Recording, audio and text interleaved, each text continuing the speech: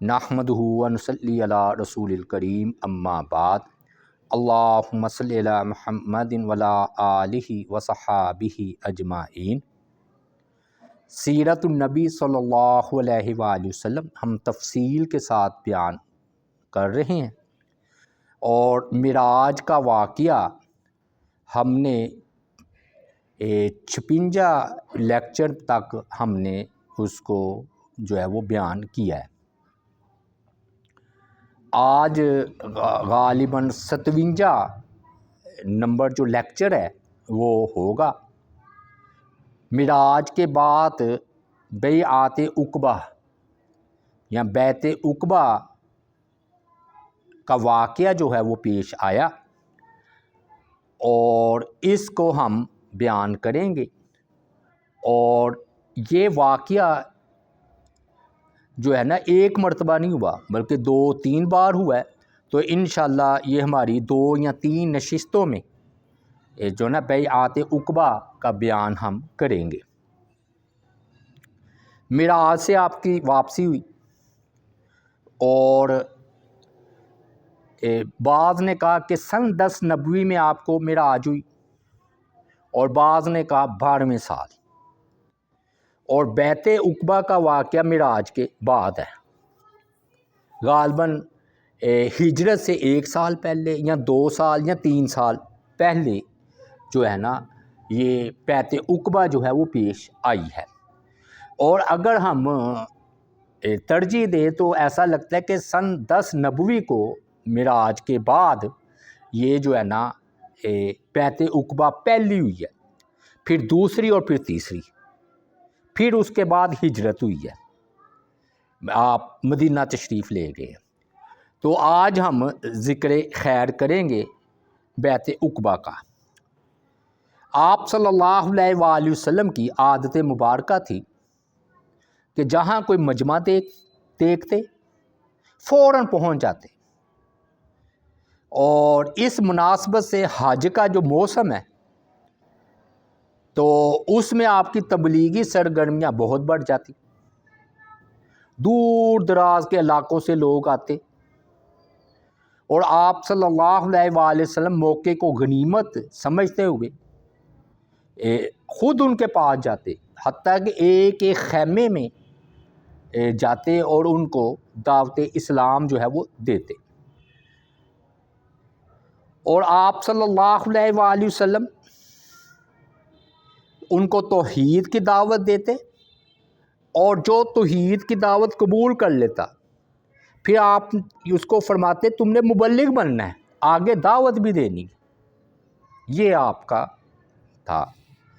اور اس میں نا آپ صلی اللہ علیہ وآلہ وسلم کی یہ حکمت عملی تھی، رازداری، کہ حدیث میں بھی آتا ہے نا کہ اپنے کاموں کی تکمیل کے لیے رازداری سے مدد لو۔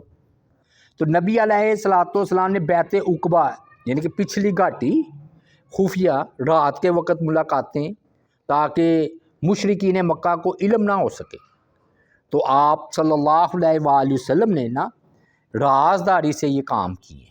اس سے رازداری کی اہمیت کا اندازہ ہوتا ہے۔ ویسے بھی یہ مسئلہ سمجھ لیں، جب تک کام نہ ہو چکا ہو اس وقت تک جتنی کوشش ہو کام کو رازداری میں رکھا جائے، جب چاند چڑھے گا سب کو نظر آ جائے گا۔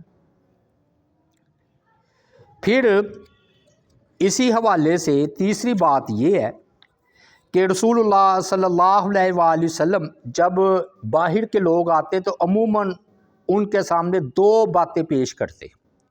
ایک بات یہ کہ آپ جو ہے نا اللہ کی توحید کو قبول کریں کہ اللہ وحدہ لا شریک ہے، یہ آپ کی تبلیغ کی بنیاد تھی، شرک چھوڑ دو۔ اور دوسرا کہ تم اپنے شہر میں جو ہے نا دین کی تبلیغ جا کر کرو گے، اور مجھے پناہ بھی دو، یعنی کہ آپ نے دیکھ لیا تھا نا مشرکین مکہ کا طرز عمل، اور آپ تقریباً ان سے نا امید ہو چکے تھے، تبلیغ تو جاری تھی لیکن آپ کا مطلب تھا کہ کوئی مجھے پناہ دے اور پھر میں ادھر تبلیغ کروں، اور جو اللہ کا پیغام ہے وہ میں پہنچا دوں، تو توحید اور مجھے پناہ دو، یہ آپ کا جو ہے نا محور و مرکز ہوتا تھا 10 نبوی کے بعد۔ اور آپ نے نا یہ کہتے تھے کہ اگر تم مجھے لے کر جاؤ گے اور یا میرے صحابہ کو، تو اس طرح پناہ دینی ہے تم نے مجھے اور میرے صحابہ کو جیسے تم اپنے، اور حفاظت بھی ایسے کرنی ہے جیسے کہ اپنے بیوی بچوں کی حفاظت کرتے۔ یہ نبی علیہ الصلوۃ والسلام کی جو ہے نا تبلیغ کا محور و مرکز ہوتا تھا۔ پھر انصار میں جو ہے نا، یہ جو ہم انصار مدینہ کے رہنے والوں کو، مسلمانوں کو انصار کہتے ہیں، قبول اسلام کا آغاز ہوا ہے بالکل پہلے کہ انہوں نے اسلام کو جو ہے وہ قبول کیا۔ اس وقت ان کو یثرب کہتے تھے۔ تو رسول اللہ صلی اللہ علیہ وآلہ وسلم کی جو پہلی ملاقات یثرب والوں سے تھی نا، وہ قبیلہ خزرج کہ گروہ جو آیا نا آپ سے حج کے درمیان حج کرنے، اور آپ نے ان سے ملاقات کی، تو وہ بڑی نتیجہ خیز ثابت ہوئی، اور یہ موسم حج میں مینا کے گھاٹی کے قریب ہوئی ہے یہ ملاقات۔ آپ نے فرمایا من انتم، تم کون ہو؟ انہوں نے جواب دیا کہ ہم خزرج کی ایک جماعت ہیں۔ اور یہ سن کر آپ نے فرمایا کیا آپ یہودیوں کے حلیف ہیں، یعنی کہ بھائی چارہ ہے آپ کے ساتھ؟ انہوں نے کہا جی ہاں۔ آپ نے فرمایا کیا ایسا نہیں ہو سکتا کہ آپ تشریف رکھیں، کھڑے کھڑے آپ سے پہلے دعوت دی نا، تو تشریف رکھیں اور آپ میری دعوت کو غور سے سنیں۔ انہوں نے کہا کوئی حرج نہیں۔ آپ صلی اللہ علیہ وآلہ وسلم بھی بیٹھ کے، وہ بھی بیٹھ کے، اور یہ میں آگے چل کر بیان کروں گا، یہ 6 افراد تھے مدینہ کے، صرف 6 افراد۔ تو آپ صلی اللہ علیہ وآلہ وسلم نے ان کو اللہ کی توحید کی طرف دعوت دی، بتوں سے جو ہے نا فرمایا کہ ان کو چھوڑ دو اس کی عبادت، اور تیسرا آپ نے فرمایا کہ میں تمہیں قرآن پڑھ کر سناتا ہوں۔ اور یاد رکھیے نبی علیہ الصلوۃ والسلام کی تبلیغ کا جو بہترین اسلحہ تھا نا، محور و مرکز، وہ قرآن مجید تھا۔ اس کی فصاحت و بلاغت، اس میں سمندروں جیسی گہرائی، اور وہ عربی دان تھے، وہ سمجھ لیتے تھے۔ تو جب نبی علیہ الصلوۃ والسلام نے قرآن پڑھ کر ان کو سنایا نا، تو جب یہ قرآن انہوں نے سنا تو ایک دم چونک پڑے، کیونکہ نا اصل میں یہ یہودیوں کے ساتھ ان کی لڑائی بھی رہتی تھی۔ یہ بت پرست تھے، اوس اور خزرج، اور یہودی ظاہر اہل کتاب تھے۔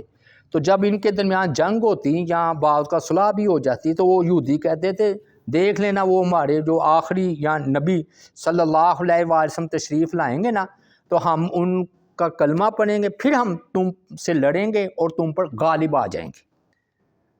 یہ نا وہ سنا کرتے تھے یہودیوں سے، تو ایک دم وہ چونک پڑے کہ یہودیوں سے تو ہم نے ایسی باتیں سن رکھی ہیں کہ ایک نبی کا ظہور ہے اور وہ قریب ہے، اور وہ مدینہ آ کر آباد اس لیے ہوئے تھے یہودی کہ وہ نبی کی ہجرت گاہ ہوگا۔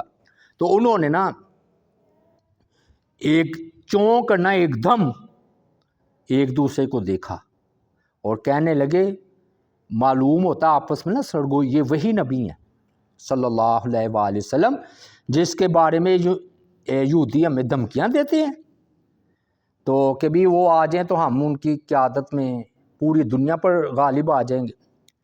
تو انہوں نے کہا ہو نہ ہو کہ پہلے یہودی سبقت کرے، ہم پہل کر دیتے ہیں۔ چنانچہ یہ پہلی مرتبہ ہوا تو یثرب کے جو ہے نا 6 سعادت مند افراد نے اسلام کو قبول کیا۔ اور وجہ کیا بنی؟ ایک قرآن، اور ایک آپ کی سیرت، ایک آپ کا حلیہ، اور یہودیوں نے جو آپ کے بارے میں بتا رکھا تھا۔ اور دیکھیں کیسی بات ہے، یہودی مانے نہیں، اور جنہوں نے سن رکھا تھا وہ پہلے مان کے۔ اب وہ 6 کون سے تھے افراد؟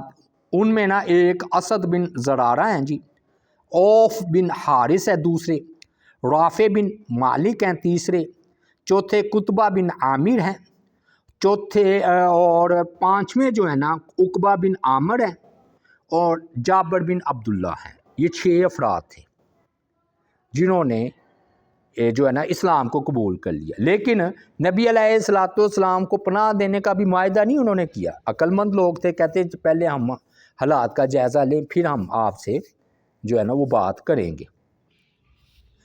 اب اس میں تھوڑا سا اختلاف ہے کہ 6 میں سے پہلا مسلمان کون تھا. یعنی کہ بڑی سعادت ہے نا کہ جن کو انصار کا لقب ملنا ہے، ان انصار میں سے سب سے پہلے مسلمان کون؟ وہ تو میں نے بات کی نا، ابو بکر، خدیجۃ الکبریٰ، علی، تو وہ تو ہو گیا. انصار میں سے کون؟ تو کہتے ہیں 2 نام پیش کرتے ہیں، ایک رافع بن مالک اور ایک جابر بن عبداللہ. اور بعض کہتے ہیں اسد بن زرارہ ہیں. تو تطبیق اس طرح دیتے ہیں کہ رافع بن مالک اسی محفل میں اور جابر بن عبداللہ انہوں نے اسی محفل میں سب سے پہلے اسلام قبول کیا. اس کے بعد اسد جو تھے انہوں نے 5 یا جو اور افراد تھے ان کے ساتھ اسلام کو قبول کیا. تو گویا رافع بن مالک اور جابر بن عبداللہ بہت مقام ہے جی. تو انہوں نے اسلام کو قبول کیا، اور یہ میں نے نام بتائے ہیں کہ یہ 6 افراد تھے جنہوں نے اسلام کو قبول کیا.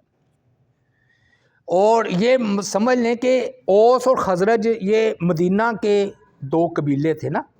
تو یہ جب پہلی ملاقات میں لوگ ہوئے ہیں وہ صرف خزرج کے تھے، یعنی کہ خزرج کے 6 لوگوں نے جو ہے نا اسلام قبول کیا ہے. لیکن ابھی وہ اقلیت میں تھے، بھئی 6 بندے کیا کر لیں گے. تو انہوں نے اسلام تو قبول کیا، لیکن اپنے قبیلوں سے مشورہ کیے بغیر آپ سے کوئی معاہدہ کرنا پسند نہیں کیا. یہ ان کی سچائی تھی. اور دلچسپ بات یہ کہ اوس اور خزرج کے درمیان 2 یا 3 سال پہلے لڑائی ہو چکی تھی. یعنی کہ یہ دونوں بت پرست، بتوں کو پوجنے والے تھے نا. تو ان کے جو سرکردہ تھے نا، شر پھیلانے والے، وہ مارے جا چکے تھے آپس میں، اوس اور خزرج کے. اور آپ غور کر لیں کہ یہ اتنے فسادی تھے اوس اور خزرج کے جو سردار مارے گئے تھے. ان میں سے صرف ایک بچا، اور اس نے بڑا جو ہے نا فتنہ برپا کیا، اور ان کا آپ نام جانتے ہیں، عبداللہ بن ابی منافق. یہ اوس یا خزرج میں سے یہ ایک میں سے تھا یہ. اور آپ کو یہ بھی پتہ چل گیا یہ بت پرست تھا. بعض لوگ کہتے ہیں یہودی نہیں تھا، یہ بت پرست تھا، اور صرف یہی بچا تھا یہ اوس اور خزرج کا. تو یہ آپ کے لیے اچھا ہوا کہ جنگ بعاث کی وجہ سے، جو کہ آپ کے ہجرت سے 2-5 سال پہلے، بعد کہتے 4 سال پہلے لڑی گئی، تو اس کی وجہ سے ان کے سر کردہ زخموں سے چور ہو چکے تھے یا مر چکے تھے. اب بیعت یاد رکھیے، یہ بیعت جو ہمارے ہاں چلتی ہے نا، ہم کہنے بیعت عقبہ. بیعت کا مطلب ہے ہاتھ پر ہاتھ رکھ کر معاہدہ کرنا کسی چیز کا. اور بیعت خرید و فروخت کو بھی کہتے ہیں، بے سے ہے نا. تو گویا کہ بندہ اپنی چیز دے کر جنت حاصل کرتا ہے، بیعت سے اللہ کی خوشی حاصل کرتا ہے. اور ہمارے ہاں جو یہ پیری مریدی والی بیعت ہے، وہ ہم بیعت رضوان میں جا کر ذکر کریں گے. یہ تو ایسے ہی ہے. اصل میں آپ صلی اللہ علیہ وآلہ وسلم نے اجتماعی طور پر بھی بیعت کی ہے، جیسے 6 ان سے کی بیعت. اور یہی ہوتا تھا کہ نیکی کا کام کرو گے، گناہوں سے بچو گے. یہ ہمارے ہاں جو صوفیوں والی بیعت ہے نا، وہ کہتے ہیں کہ جب تک بیعت نہ کی جائے تو پتہ نہیں کوئی وہ خصوصی منزل نہیں ملتی، مقام حاصل نہیں ہوتا. یہ صوفیوں کی باتیں ہیں.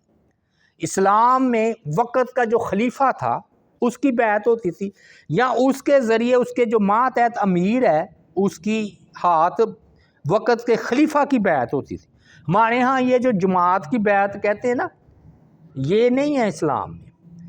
اسلام میں اس کی بیعت ہے جو قانون نافذ کر سکے، جس کے پاس طاقت ہو، جس کے پاس کنٹرول ہو. یا انبیاء اور نبی علیہ الصلوۃ والسلام نے یہ بیعت کی ہے.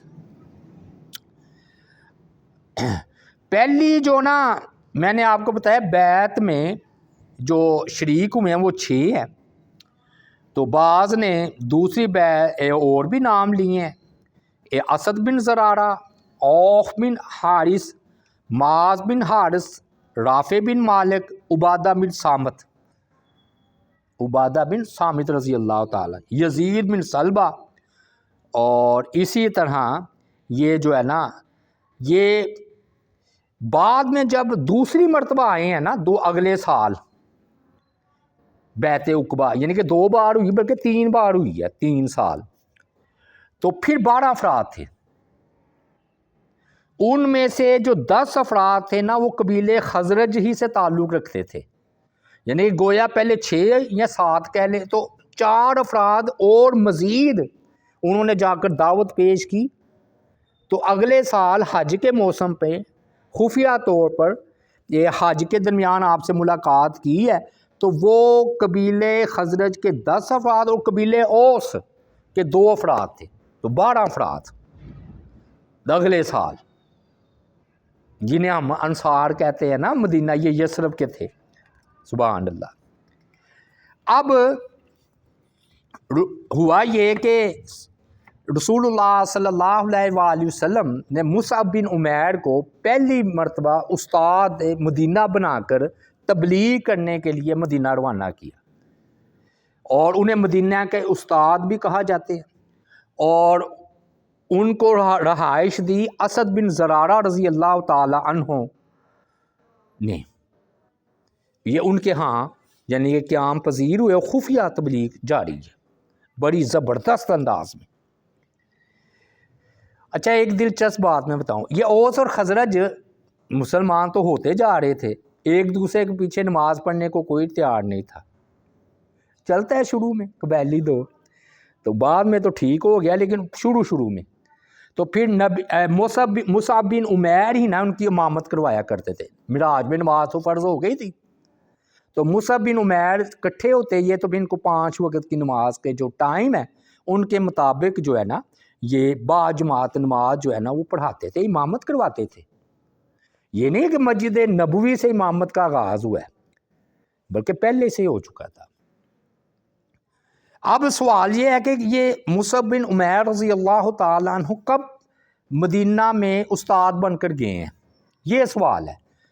تو بعض یہ کہتے ہیں کہ یہ 6 افراد کے ساتھ ہی بھیج دیا تھا، بعض کہتے ہیں وہ 12 افراد جب دوسرے سال آئے ہیں پھر گئے ہیں، تو بعد پھر تطبیق دیتے ہیں کہ یہ 6 افراد جب یہ مدینہ واپس گئے ہیں تو آپ صلی اللہ علیہ وآلہ وسلم سے مبلغ بھیجنے کی کہ آ کر ہمیں کوئی تبلیغ کرے، قرآن سنائے، ہماری رہنمائی مزید کرے، تو انہوں نے کہا کہ ہمیں مبلغ چاہیے۔ تو پھر نبی علیہ السلام نے نا 12 جو حضرات تھے نا دوسرے سال جو آئے ہیں، 12 پہلے 6 دوسرے میں 12، ان کے ساتھ مصعب بن عمیر رضی اللہ تعالی عنہ کو جو ہے نا یہ مبلغ بنا کر بھیجا ہے مدینہ میں۔ اور یہ اسد بن زرارہ رضی اللہ تعالی عنہ نے چونکہ ان کو پناہ دی تھی، تو ان کا نا ایک خصوصی جو ان کی فضیلت پر دلالت کرتی ہے بات، اس کا ذکر خیر انہوں نے کیا ہے اور زبردست بات بیان کی ہے۔ کعب بن مالک تھے نا، یہ بڑے مشہور صحابی، آپ کو پتہ ہے، جو جن کی توبہ سورہ توبہ میں آئی ہے، تو وہ ان کے بیٹے تھے عبد الرحمن۔ وہ کہتے ہیں میرے والد صاحب کعب بن مالک آخری وقت میں نبینہ ہو گئے تھے، نظر نہیں آتا تھا، تو پھر میں ان کو نا جمعہ پڑھانے جمعے کی جمعے لے جایا کرتا تھا کہ تاکہ جمعہ پڑھیں، اور جب وہ جمعے کی اذان سنتے تو جو ہے نا اسد بن زرارہ جنہوں نے وہ 6 افراد میں سے 30 نمبر پر اسلام قبول کیا تھا، ضرور ان کے لیے دعائیں مغفرت کرتے، ضرور۔ میں نا کچھ عرصہ یہ دیکھتا رہا کہ جب بھی جمعے کی اذان ہوتی ہے تو یہ کعب بن مالک رضی اللہ تعالیٰ عنہ آخری دور میں نبینہ ہو چکے ہیں، تو بڑی اسد بن زرارہ کو دعائیں دیتے ہیں، غالباً وہ فوت بھی ہو چکے ہوں گے، ان کے لیے دعائیں مغفرت فرماتے۔ ایک دن مجھے خیال آیا کہ یہ تو بڑی کم عقلی کی بات ہے، میں پوچھ ہی لوں کہ آپ اسد بن زرارہ رضی اللہ تعالی عنہ کو اتنا یاد کیوں کرتے ہیں اور ہر جمعے کو اذان سنتے ہی ان کے لیے مغفرت کی دعا کرتے ہیں۔ تو اس جمعے جب میں لے جانے لگا تو وہی ہوا جیسے کعب بن مالک رضی اللہ تعالیٰ عنہ نے جمعے کی اذان سنی مدینہ میں آخری یعنی کہ دور میں، تو انہوں نے حسب معمول نا اسد بن زرارہ کو دعائے مغفرت دعائے خیر کرنی شروع کر دی۔ معلوم ہوا کہ پچھلے والوں کو اپنے اساتذہ کو جہاں سے بھی کوئی اچھی چیز کی رہنمائی ملی ہو تو ان کو دعاؤں میں یاد رکھنا چاہیے۔ تو میں نے پوچھا ہے ابو جی آپ اسد بن زرارہ کو دعائیں دیتے ہیں، اس کی کیا وجہ ہے؟ تو انہوں نے فرمایا کہ یہ جو ہے سب سے پہلے ہمیں جو جمعے کی نماز پڑھائی ہے نا تو وہ اسد بن زرارہ نے ہی پڑھائی ہے، امامت کروائی ہے۔ تو ابھی نبی علیہ الصلوۃ والسلام مکے سے ہجرت کر کے مدینہ تشریف نہیں لائے تھے، تو آپ نے یہ نماز حرہ یا حرہ کہہ لیں، حرہ یا حرہ بنی بیازا میں نقی الخزمات میں پڑھائی تھی۔ تو میں نے پوچھا اس دن نماز جمعہ میں کتنے افراد تھے؟ جب جمعہ شروع ہوا کہ 40 افراد تھے، یعنی کہ نبی علیہ الصلوۃ والسلام سے پہلے، ہجرت سے پہلے یہ جمعے کا آغاز ہو چکا تھا، اور اسد بن زرارہ یہ سمجھ پہلے خطیب ہے، یوں کہہ لیں کہ جنہوں نے خطبہ دیتے تھے، سبحان اللہ۔ تو بہرحال جو ہے نا بعض کہتے ہیں مصعب بن عمیر، بعض کہتے ہیں جو ہے نا سعید بن زرارہ، کہ سعید بن زرارہ کے بارے میں کہتے ہیں بات پختہ ہے۔ اسد بن زرارہ کے بارے میں اسد بن زرارہ نے خطبہ دیا، جمعہ پڑھایا اور پہلے خطیب ہیں، یہ بات کہہ رہے ہیں، ٹھیک ہے۔ اب ہوا کیا کہ اب مصعب بن عمیر رضی اللہ تعالیٰ عنہ وہ آ رہا نا ادعو الی سبیل ربک بالحکمۃ والموعظۃ الحسنہ وجادلہم باللتی ہی احسن، کہ اپنے رب کے راستے کی طرف حکمت اچھے واعظ کے ساتھ دعوت دیجیے اور پسندیدہ طریقے سے بحث کیجیے۔ تو مصعب بن عمیر نا اسد بن زرارہ کے ہاں سے نا تبلیغ کر رہے تھے اور بڑی شاندار کامیابیاں انہیں حاصل ہوئیں۔ تو ایک روز نا اسد بن زرارہ انہیں اپنے ساتھ لے کر نا بنو عبد الاشہل یہ ایک قبیلہ تھا اور بنو ظفر کے محلے میں تشریف لے گئے۔ وہاں بنو ظفر کا ایک باغ تھا، مرخ نامی ایک کنویں پر بیٹھ گئے، اور ان کے پاس نا چند مسلمان اور بھی جو مسلمان ہو چکے تھے، جتنے بھی تھے وہ بھی آ کر بیٹھ گئے۔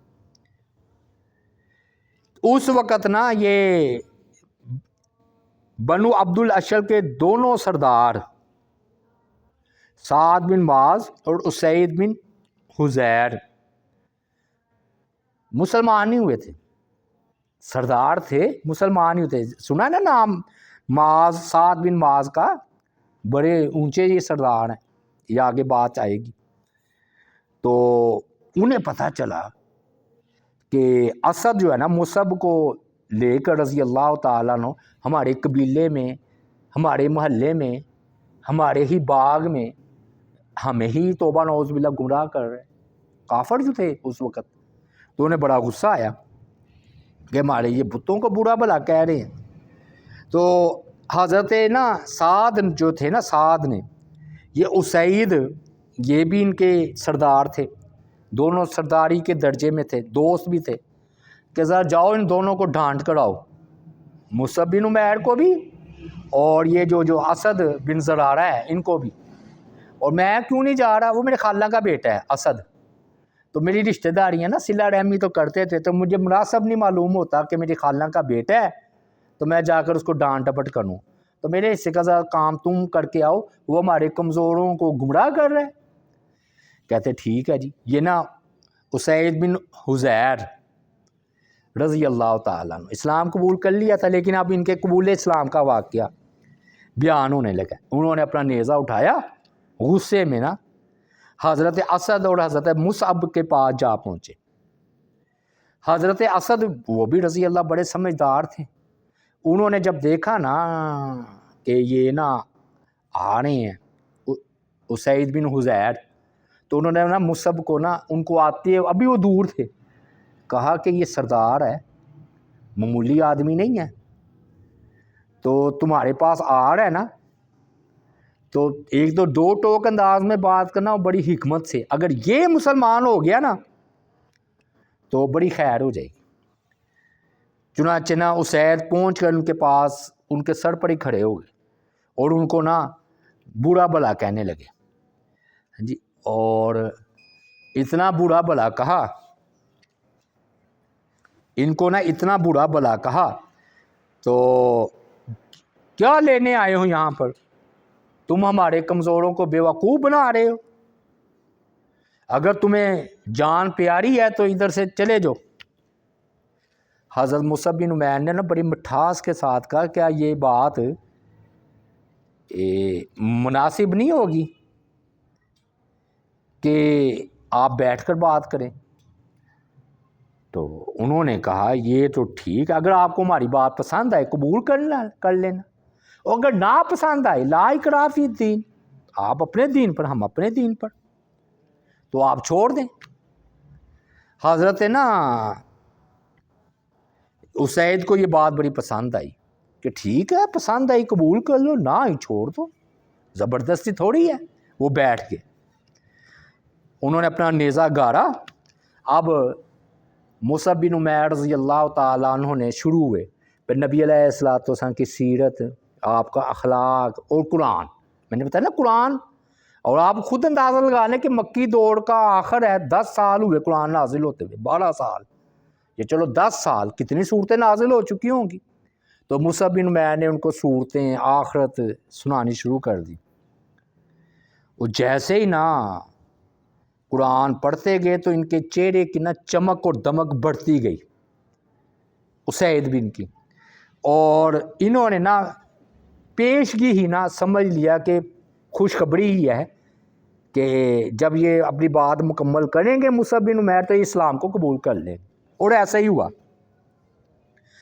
تو انہوں نے جب قرآن سنا، میں نے کہا نا قرآن بہت بڑا اسلحہ تھا مسلمانوں کا، نبی علیہ الصلوۃ والسلام کا ہتھیار تھا، تو انہوں نے کہا یہ تو بہت اعلیٰ کلام ہے، میں نے تو ایسا کلام سنا ہی نہیں۔ تم جب اپنے دین میں کسی کو داخل کرتے ہو تو کیا طریقہ اختیار کرتے ہو؟ میں بھی تمہارے دین میں داخل ہونا چاہتا ہوں۔ انہوں نے کہا آپ غسل کر لیں، پاک کپڑے پہن لیں، پھر کلمہ پڑھیں اور 2 رکعت نماز پڑھیں۔ یہ ہر ایک کے ساتھ فرض نہیں تھا، لیکن اگر موقع ہو تو غسل کراتے، پھر وہ پاک اور صاف، کیونکہ پہلے ممکنہ حالت جنابت میں اور غسل کا طریقہ تو جو بھی معاملہ تھا، تو یہاں پاکی ناپاکی کے مسئلے کا علم نہ ہو تو غسل کرواتے اور اس کے بعد کلمہ پڑھاتے، اور پھر 2 رکعت نماز شکرانے کی کہہ لیں پڑھتے۔ انہوں نے بھی یہی کیا۔ ہاں یہ فرض کے درجے میں نہیں ہے، کئی موقع پر صحابہ کرام نے کلمہ پڑھا ہے تو غسل نہیں کیا، بعد میں کر لیا ہوگا، فوراً نہیں۔ اب یہ کہنے لگے اچھا، اسید نے نا اسلام قبول کر لینے کے بعد اپنا نیزہ اٹھایا اور سعد کے بعد واپس پہنچے، سعد بن معاذ رضی اللہ تعالیٰ عنہ۔ تو وہ اپنی قوم کے ساتھ محفل میں نا تشریف فرما تھے، انہوں نے نا یہ بات سن کر نا یہ بات کہی کہ اللہ کی قسم، اسید جیسا چہرہ لے کر یہاں سے گیا تھا وہ چہرہ واپسی پر نہیں، عقل مند لوگ تھے، یہ سردار قسم کے لوگ تھے۔ تو واپس آئے تو کہنے لگے بات یہ ہے، کہنے لگے میں نے ان دونوں آدمیوں سے بات کی ہے، کوئی خطرے کی بات نہیں ہے، پھر بھی میں نے انہیں منع کر دیا، تھوڑا سا نا توڑیا کیا، اور انہوں نے میری بات تسلیم کر لیا۔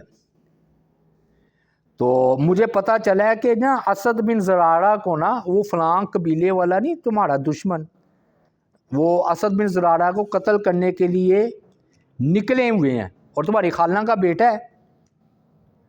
تو تم انہیں جا کر بچاؤ اسد بن زرارہ کو. یعنی کہ توڑیا کیا تو کوئی بات نہیں, دین کے لیے جھوٹ بولنا جائز ہے نا. تو انہوں نے یہ کہا کہ تمہارا خالہ کا بیٹا ہے نا اسد بن زرارہ, اس کو دوسرے قتل کرنا چاہتے ہیں اور وہ چل نکلے ہیں, تو چلو کچھ بھی ہو میں نے تو منع کر دیا ہے, جا کے ان کو قتل سے تو بچاؤ. یہ سن کر نا حضرت سعد فوراً اٹھ کھڑے ہوئے کہ میرے خالہ کے بیٹے کو کوئی قتل کرنا چاہتا ہے. نیزہ سنبھالا اور یہ کہتے ہوئے وہاں سے چل دیے کہ تو نے ویسے کوئی تسلی بخش کام نہیں کیا, لیکن میں جا کر دیکھتا ہوں. شعار چلاک تو تھے ماشاءاللہ. تو وہ ان دونوں کے پاس پہنچے. کن کے پاس؟ اسد بن زرارہ اور مصعب بن عمیر. وہ یہ دونوں نا ویسے سکون کی حالت میں بیٹھے ہوئے تھے, اور اسید نے کہہ دیا تھا میں ان کو بھیج رہا ہوں, ہے جی, سعد بن معاذ رضی اللہ تعالی عنہ کو. تو وہ بڑے سکون سے بیٹھے ہوئے دیکھتے ہی سمجھ گئے کہ دراصل اسید کا مقصد یہ تھا کہ میں دین کی بات خود ان دونوں سے سن لوں. ظاہر ہے جو قرآن مصعب بن عمیر کو آتا تھا ان کو تو نہیں آتا تھا. تو حضرت سعد رضی اللہ تعالی عنہ کھڑے کھڑے ہی پھر انہیں برا بھلا کہنے لگے, مصعب بن عمیر کو بھی اسد بن زرارہ کو, جو انہوں نے کیا. انہوں نے پھر نہایت پرسکون لہجے میں کہا کیا اچھا نہیں ہوگا کہ آپ تشریف رکھیں, اگر آپ کو ہماری بات اچھی لگے قبول کر لیں, اگر نہ آئی تو چھوڑ دیں. انہوں نے کہا یہ تو بڑی نرمی سے بات کر رہے ہیں, تو میں سن لوں.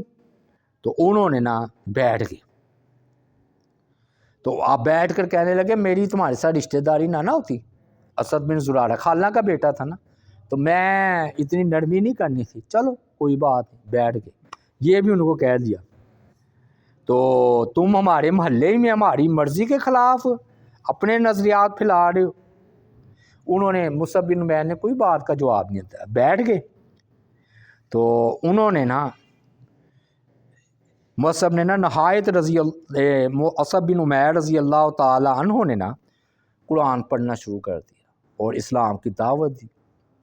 جو جو وہ قرآن پڑھتے جا رہے ہیں ان کا وہی ہوا رنگ بدلتا جا رہا ہے. ہاں جی. تو کہتے ہیں کہ موسیٰ بن عقبہ کی روایت ہے کہ سورہ زخرف کا ابتدائی حصہ بھی تلاوت کیا, اور اسد اور مصعب فرماتے ہیں کہ ہم نے ان کے چہرے کی بدلتی ہوئی فضا, ان کی نرم اور خندہ پشانی سے بانپ لیا کہ اب یہ مسلمان ہو جائیں گے. پھر حضرت سعد نے ان سے پوچھا آپ کسی کو مسلمان کرنا چاہتے ہیں تو کیا طریقہ اختیار کرتا ہے؟ انہوں نے کہا ہم اس سے غسل کرواتے ہیں, پھر پاک کپڑے پہنتے ہیں, پھر کلمہ پڑھاتے ہیں اور 2 رکعت نماز پڑھاتے ہیں. انہوں نے کہا میں آپ کی ہدایت پر عمل کرنے کو تیار ہوں. اچھا یہ نا معمولی افراد نہیں ہیں, سعد بن معاذ اور اسے یہ سردار. اور میں نے بتایا ہوا ہے آپ کو, قرآن مجید کی طالب علم جانتا ہے کہ انبیاء اور مبلغ سب سے پہلے بڑوں کو تبلیغ کیا کرتے ہیں, سرداروں کو, چودھریوں کو, وڈیروں کو. کیوں؟ یہ لوگ مسلمان ہوتے تو پھر دوسرے بھی ہو جاتے. اور آپ بھی دیکھیں کیا ہوا ہے, یہ نا حضرت سعد نے اسلام قبول کر لیا اور حضرت اسید کے ساتھ دونوں یہ نا اپنی قوم کے پاس آئے. تو قوم نے کہا یہ دونوں وہ نہیں ہیں جو گئے تھے, وہ بھی ہوشیار تھے, یہ بدل چکے ہیں. تو جب حضرت سعد ان کے پاس پہنچے تو انہوں نے کہا اے میرے قبیلے والوں, یعنی کہ بنو عبد الاشہل, میرے بارے میں تمہاری کیا رائے ہے؟ انہوں نے جواب دیا آپ تو ہمارے سردار ہیں اور سب سے بہتر اور بہت عقل مند ہے, اور آپ کی قیادت بھی بے مثال ہے. اس پر حضرت سعد رضی اللہ تعالیٰ عنہ نے کہا کہ میں تم میں سے نہ کسی مرد سے بات کروں گا, مردوں سے نہ عورتوں سے, جب تک کہ تم اللہ اور اس کے رسول کی دعوت کو قبول نہ کر لو. ہاں جی. تو ان کی بات کا ایسا زبردست اثر ہوا, شام ہونے تک ان کے ہر قبیلے کے تقریباً اکثریت نے اسلام کو قبول کر لیا. یہ ہوتا ہے سرداروں کا اسلام قبول کر. اذهب الى فرعون انه طغى, اللہ نے موسیٰ علیہ السلام کو کہا فرعون کی طرف جائیے، حالانکہ حمان کی طرف اور قارون کی طرف جائیے جو بڑے بڑے ہیں، تو دوسروں کی طرف بھی۔ تو ایک کہتے ہیں ساتھی رہ گئی، یہ آخری بات ہے۔ تو یہ میں نے آپ کو بتایا کہ سعد بن معاذ ہو، ہاں جی، اسید بن خزیر ہو، تو واقعہ میں نے آپ کو تفصیل سے بیان کر دیا، سارے ایک نہیں مسلمان ہوئے۔ وہ احد کے دن انہوں نے اسلام کی قبول کی ہے، ان کا نام تھا عمر بن ثابت۔ اچھا دیکھیے کہ یقین کیجئے سیرت النبی صلی اللہ علیہ وسلم کتنا فائدہ ہو رہا ہے جی، الحمدللہ، کتنا علم میں اضافہ ہو رہا ہے۔ یعنی کہ ہم جب واقعے کی شکل میں کوئی چیز پڑھتے ہیں نا تو وہ آسان بھی ہوتی ہے اور فقہ والی نہیں ہوتی، کتنے مسائل ہمیں حل ہوتے ہیں۔ تو یہ نا ایک صحابی تھے عمر بن ثابت، اس وقت انہوں نے اسلام قبول نہیں کیا، احد کے دن انہوں نے اسلام قبول کیا، اور انہوں نے نا اسی دن انہوں نے شہادت پائی۔ تو نبی علیہ الصلوۃ والسلام نے فرمایا کہ عاملہ قلیلا و اجر کثیرا، کہ انہوں نے کام تھوڑا کیا ثواب زیادہ پا لی، یعنی کہ فوراً ادھر اسلام قبول کیا اور ادھر شہید ہو گئے۔ اور حضرت ابو ہریرہ سے نے سوال کیا مجھے بتاؤ وہ کون شخص ہے جس نے کبھی نماز نہیں پڑھی لیکن وہ جنتی ہے؟ جب جواب نہ دے سکے تو حضرت ابو ہریرہ رضی اللہ تعالیٰ عنہ نے فرمایا کہ وہ بنو عبد الاشہل یعنی کہ سعد بن معاذ کا قبیلہ اسیرم عمر بن ثابت بن وقش ہیں۔ یہ مسند احمد کی روایت ہے، یعنی کہ ادھر اسلام، بعض لوگ ایسے ہی تھے نا، اسلام قبول کیا ہے ابھی نماز کا وقت نہیں آیا اور شہید ہو گئے اور سیدھے جنت میں۔ تو اللہ تعالیٰ سے دعا ہے، یہ بیعت عقبہ کا ہم نے بیان کیا ہے، تو انشاءاللہ اگلی نشست میں بھی ہم بیعت عقبہ کا ہی بیان کریں گے۔ وما علینا الا البلاغ المبین۔